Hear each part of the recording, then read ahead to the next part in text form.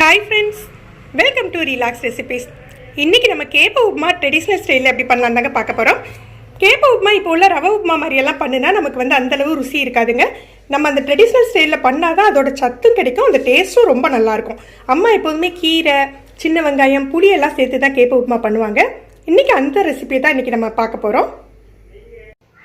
இப்போ நம்ம கேப்ப உப்புமா கிண்ட போகிறேன். இந்த கேப்ப உப்புமாக்கு ஒரு பங்கு கேப்ப மாவுனா 2.5 பங்கு தண்ணி ஊற்றணும்.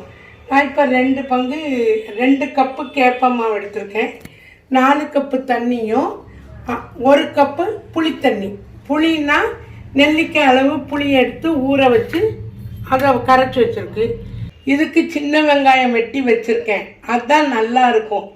2 பச்சை மிளகாய் வெட்டி வச்சுருக்கேன், மிளகாத்தல் 2 வச்சுருக்கேன், ஒரு கை கீரை வச்சுருக்கேன். எந்த கீரைனாலும் சேர்க்கலாம். அகத்தி கீரைனா இளங்கீரையாக பார்க்கணும். நம்ம இன்னைக்கு முருங்கைக்கீரை தான் சேர்க்க போகிறோன்னா அது பூவோட இருக்குது, நல்லா மொட்டோட இருந்தாலும் நல்லது தான். அதை பற்றி ஒன்று அப்படியே போடணுமா, அரிஞ்சு சேர்க்கணுமா?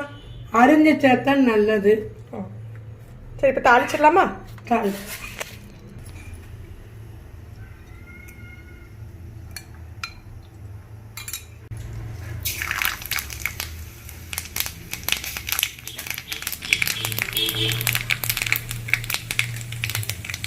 இதுக்கு மிளகாத்தல் மிளகாய் 2 போடணுமோ?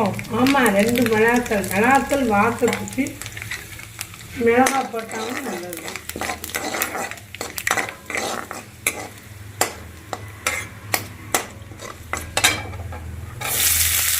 இந்த மாதிரி இரும்பு சட்டியில் பண்ணிங்கன்னா நல்ல சத்து ஜாஸ்தி, டேஸ்ட்டும் நல்லாயிருக்கும் உங்களுக்கு.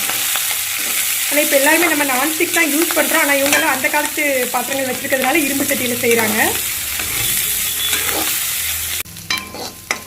இந்த அளவு வெங்காயம் வதங்கினதும் போதும். இப்படி வதங்கினாக்களே கீரையை கட் பண்ணி வச்சு நல்லா கழுவிக்கிட்டு போட்டுடணும். முதல்ல போட்டால் வெங்காயம் வதங்காது. கீரை எவ்வளோ நேரம் வதங்கணும்?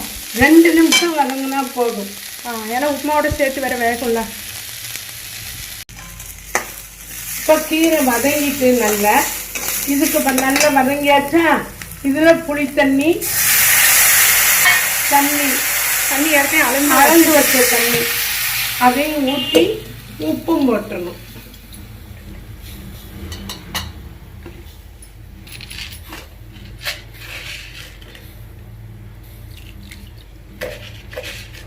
இதுக்கு மஞ்சள் பொடியெல்லாம் ஒன்றுமே போடக்கூடாது. இல்லை, மஞ்சள் பொடியெல்லாம் போடக்கூடாது.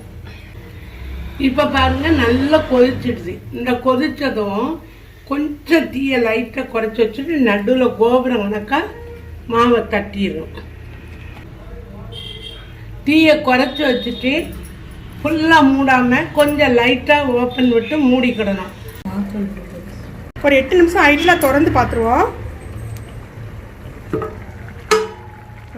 இந்த தண்ணி கரெக்டாக வந்துடும்ல கிண்டையில்? இந்த தண்ணி கரெக்டாக வந்துடும். பாருங்க, ஒன்று போல வந்துடுது. இப்போ நம்ம கிண்ட ஆரம்பிக்கலாம். தண்ணி கரெக்டாக வந்துட்டு அந்த அன்னைக்கு இந்த கட்டி இல்லாமல் கிண்டிடணும். கட்டி இல்லாமல் கிண்டுனா சரியாக வந்துடும். ஆனால் ஏற்கனவே வெந்த மாவு நம்ம ஆல்ரெடி நம்ம உளுந்தங்களி ரெசிபிலெலாம் பார்த்துருப்பீங்க ஃப்ரெண்ட்ஸ். இந்த மாதிரி தான் நம்ம மாவு போட்டு வேக வச்ச பிறகு கிண்டுவோம். நல்லா ஒன்று போல் சேர்ந்து வந்துடும். இப்போ பாருங்க, அதில் வெள்ளை மாவே தெரியலை, ஒன்று போல் வெந்துருச்சு. அது கட்டியும் இல்லாமல் வெந்துடும். இப்போ இறக்கிடலாமா? எண்ணெய் சேர்க்கணுமா? எண்ணெய் ஊற்றணும்.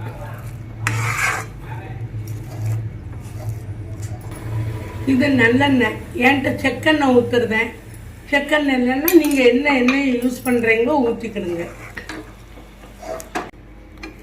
நம்ம சூப்பரான கேப்ப உப்புமா தயாராகிடுச்சு. கீரை, சின்ன வெங்காயம், நல்லெண்ணெய்லாம் சேர்ந்து நல்ல வாசமாக இருக்குங்க. இதுக்கு சைடிஷ்னு பார்த்தீங்கன்னா வழக்கமாக நாங்கள் சிவப்பு மிளகாய் சட்னி, வரமிளகாய் சட்னி தான் யூஸ் பண்ணுவோம். காரம் வேண்டாம்னு நினைக்கிறவங்க தக்காளி சட்னி மாதிரி கூட வச்சுக்கலாம். ஆனால் வரமிளகாய் சட்னி தான் இதுக்கு ரொம்பவே நல்லா இருக்குங்க. ஃப்ரெண்ட்ஸ், நீங்கள் இந்த கேப்ப உப்புமா ட்ரை பண்ணி பாருங்கள். இந்த வீடியோ எப்படி இருந்ததுன்னு கமெண்ட் பண்ணுங்கள். இந்த வீடியோவை மறக்காமல் லைக் அண்ட் ஷேர் பண்ணுங்கள். இது வரைக்கும் நம்ம சேனலை சப்ஸ்கிரைப் பண்ணாதவங்க சப்ஸ்கிரைப் பண்ணி கீழே உள்ள பெல் பட்டனை ப்ரெஸ் பண்ணுங்கள். அப்போ தான் நம்ம சேனலில் போடுற புது வீடியோக்களோட நோட்டிஃபிகேஷன் உங்களுக்கு இமீடியட்டாக கிடைக்கும். தேங்க்யூ.